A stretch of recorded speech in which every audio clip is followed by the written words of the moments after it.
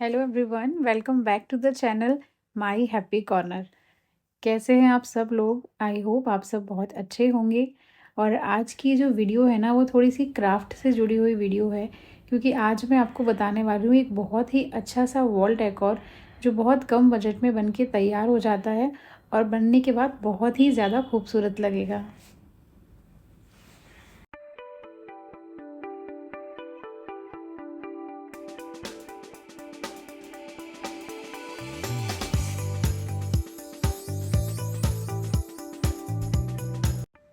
तो मेरे पास ना ये थोड़ी सी वूल पड़ी थी, तो ये छोटे छोटे टुकड़ों में थी, एक साथ नहीं थी। तो कुछ मेरे पास ग्रीन कलर की वूल थी और उसके साथ में मार्केट से थोड़ी मैं वाइट कलर की वूल लेकर के आ गई हूँ।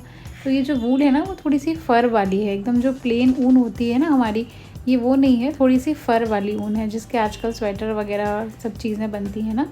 तो वो मेरे पास अवेलेबल थी। और मेरे पास ये स्क्वेयर्स थे जिनसे हम पनीर टिक्का वगैरह ये सब बनाते हैं ना, तो मैं इनका यूज़ करके एक अच्छा सा वॉल डेकोर बनाऊंगी।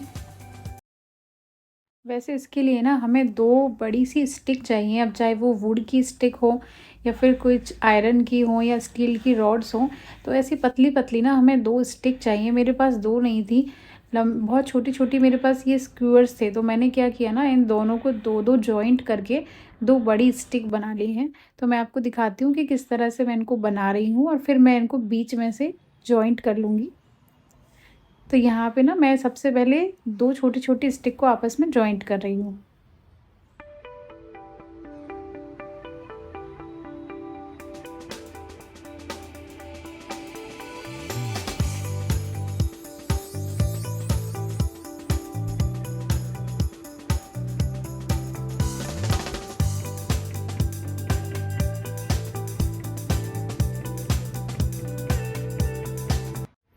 तो बेसिकली हमें क्या करना है ना, एक क्रॉस बनाना है। अब चाहे आप वो दो दो स्टिक जोड़ करके बना लो या फिर दो एक साथ लंबी स्टिक अगर आपके पास हैं तो उनको भी यूज़ में कर सकते हैं।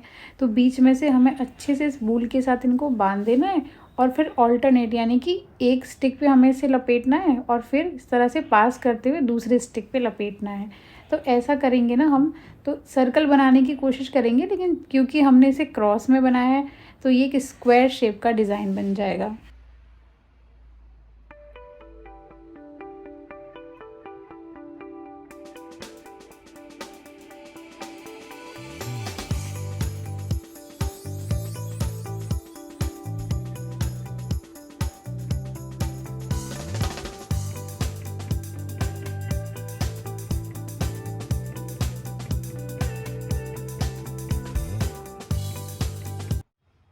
देखिए बनने के बाद ना ये कुछ इस तरीके का शेप बन जाएगा, एकदम स्क्वायर। तो मैंने मिडल में ना ग्रीन कलर का यूज़ किया है। उसके बाद जो भी इसका एंड्स होता है, जहाँ पे ख़त्म होता है, तो वहाँ पे मैंने वाइट कलर की जो वूल होती है ना, उसको जॉइंट कर लिया है। और इसी तरह से जैसे मैंने ग्रीन के लिए बनाया था, वैसे ही मैं इसे वाइट का भी एक बॉर्डर बना के तैयार कर लेती हूँ।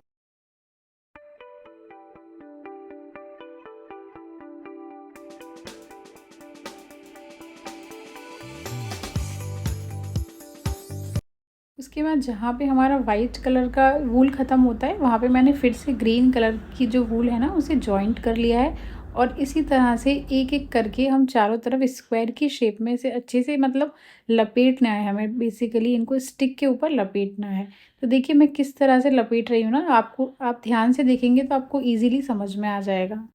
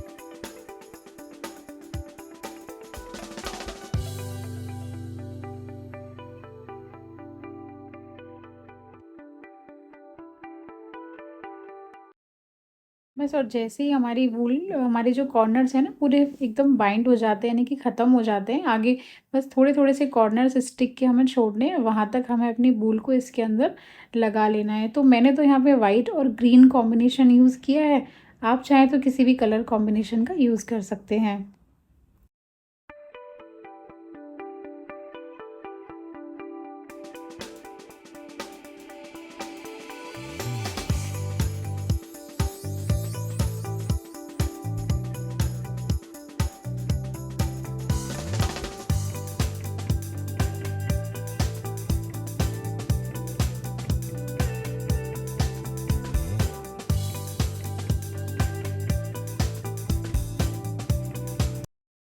बस बन के तैयार हो जाता है हमारा ये स्क्वायर शेप का एक डिज़ाइन। तो इसको ना आप इसके कॉर्नर सेट करके अच्छे से इसकी शेप को एकदम स्क्वायर बना लें। कहीं से भी ऊपर नीचे अगर हो रहा है या वूल थोड़ी सी लूज़ हो रही है तो उसको अच्छे से टाइट करके सेट कर लें अपने अकॉर्डिंग। तो ये एकदम अच्छा सा स्क्वायर शेप में बन जाएगा और इसके जो एंड्स हैं ना, स्टिक के एंड्स, वो बिल्कुल भी नहीं दिखेंगे। बस थोड़े थोड़े से हमें छोड़ने हैं, एक एक सेंटीमीटर या एक एक इंच, जितना भी हम चाहें उसको छोड़ सकते हैं। और अब बारी आती है इसको अच्छे से डेकोरेट करने की। तो डेकोरेशन के लिए ना मेरे पास थोड़े से मिरर्स पड़े थे और मैं थोड़े और जा कर के ले आई मार्केट से, और थोड़ी बहुत चीज़ें मैं ला कर के रख लेती हूँ क्योंकि मैं डीआईवाईज़ बनाती रहती हूँ ना, तो मुझे ये सारी चीज़ें काम में आ जाती हैं। तो एक साथ लेने पे इनकी कॉस्ट भी कम हो जाती है और ज़रूरत पड़ने पर हम इनको कभी भी यूज़ कर सकते हैं। तो बस अभी मैं स्टार्ट करूँगी इन मिरर को इस डिज़ाइन के ऊपर चिपकाना। और इनको चिपकाने की जो डिज़ाइन है ना, वो आप अपने अकॉर्डिंग सेट कर सकते हैं। मतलब जितने मिरर आपके पास हैं, अगर आपको ज़्यादा मिरर का यूज़ करना है तो आप थोड़ी अच्छी डिज़ाइन बना सकते हैं, और अगर आपको थोड़े-थोड़े मिरर लगाने हैं तो आप अपने अकॉर्डिंग कोई भी डिज़ाइन बना सकते हैं। तो मैंने तो क्या किया है ना, 2-2 मिरर्स पूरे बॉर्डर पे लगा दिए हैं, यानी कि और जो बीच में ग्रीन सेंटर पार्ट है ना, उस पे मैंने 4 मिरर अच्छे से लगा दिए। मतलब एक छोटा-सा फ्लावर जैसा मैंने बना दिया है, आपको दिख रहा होगा।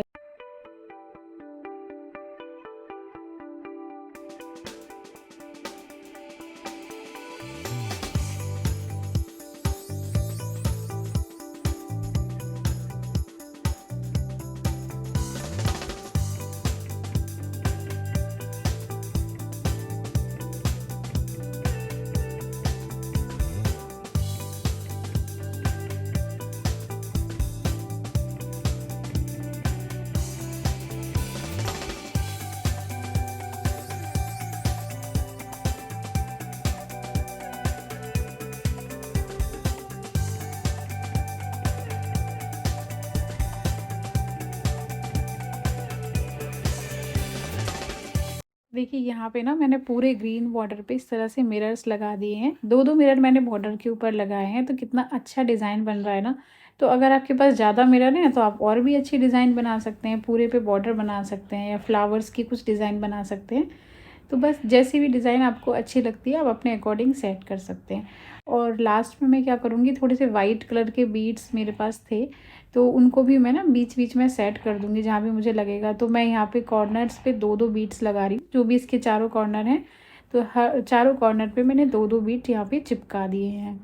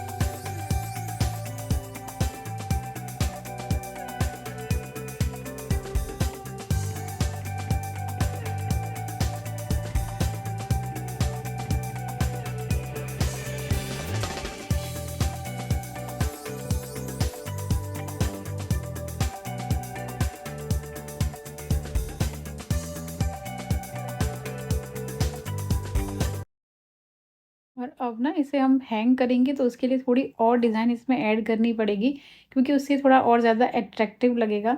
तो यहाँ पे मैंने एक वूल का बंच बना लिया है अपनी फिंगर पे चारों तरफ लपेट के। और ये जो बेल थी ना, मेरे पास एक क्रिसमस ट्री की एक बेल पड़ी हुई थी, तो मैंने बस ये ग्रीन वूल का एक बंच बनाया और बंच बनाने के बाद इसे अच्छे से इसके अंदर टाई करके और इस बेल के अंदर सेट कर देंगे।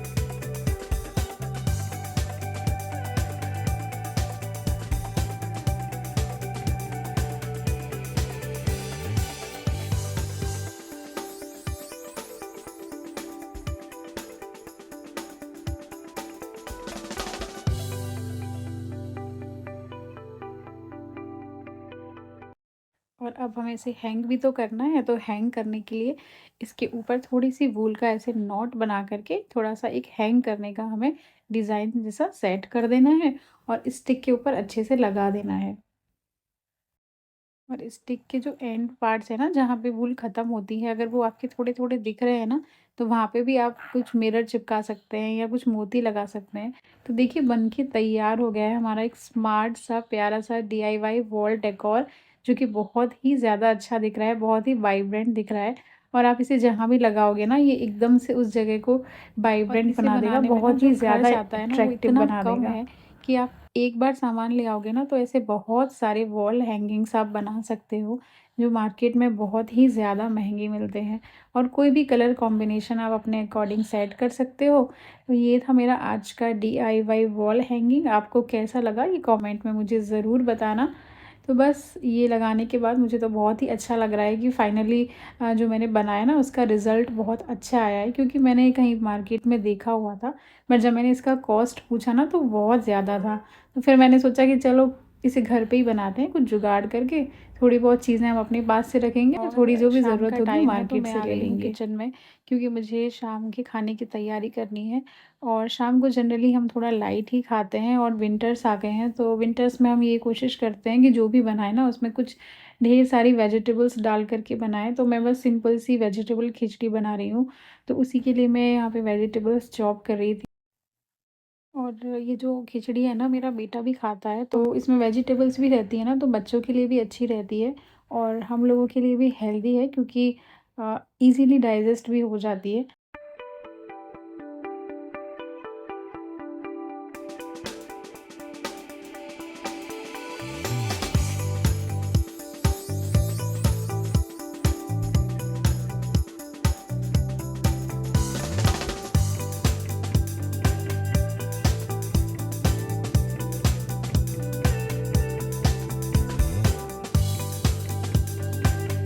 तो यहाँ पे मैंने कुकर गरम किया है, थोड़ा-सा उसमें ऑयल डाला है और जैसे ही ऑयल गरम होगा, थोड़ा-सा जीरा डाल कर के मैंने प्याज को अच्छे से भून लिया है। और उसके बाद मैंने डाल दिए थोड़े-से टमाटर और अब मैं इसके अंदर डाल दूँगी थोड़ी-सी हरी मटर और गाजर जो मैंने कट की थी, सबको अच्छे से सौते कर लूँगी मैं। और उसके बाद जो भी खिचड़ी में मैं जो भी दाल डालती हूँ, ग्रीन दाल, येलो दाल और थोड़ी-सी चावल, वो सारी चीज़ें डाल कर के मैं इसके अंदर मिक्स कर लूँगी। जनरली मैं खिचड़ी बनाती हूँ तो ज़्यादातर उसमें 3-4 दाल मैं मिक्स कर देती हूँ, बट आज मैंने सिर्फ ग्रीन दाल है ना, वो ही इसके अंदर ऐड की है। पहले तो ना मैं इस खिचड़ी को 2 से 3 मिनट ऐसे ही ओपन कुकर के अंदर भून लूँगी, एकदम से मैं विसिल नहीं डालूँगी। तो बीच में ना मैं भूल गई थी, इसमें मैंने मसाले भी ऐड किए थे, नॉर्मल जो मसाले होते हैं, हल्दी पाउडर, मिर्ची पाउडर, नमक और धनिया पाउडर। और उसके बाद जैसे ही इसमें उबाल आता है ना, तो मैंने इसमें 1 चम्मच घी ऐड कर दिया है। तो इस स्टेज पर घी ऐड करने से ना इसके अंदर टेस्ट बहुत अच्छा आता है। ऊपर से भी ड्रिज़ल करके डाल सकते हो, मैं भी कभी-कभी डालती हूँ।